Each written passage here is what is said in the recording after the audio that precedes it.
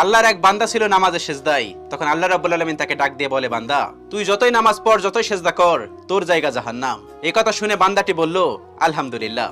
আল্লাহ তখন বলে, এই বান্দা, জাহান্নামের কথা শুনে কেউ আলহামদুলিল্লাহ কয়? বান্দা তখন বলে, আল্লাহ, জাহান্নামের মালিকও তুমি, জান্নাতের মালিকও তুমি।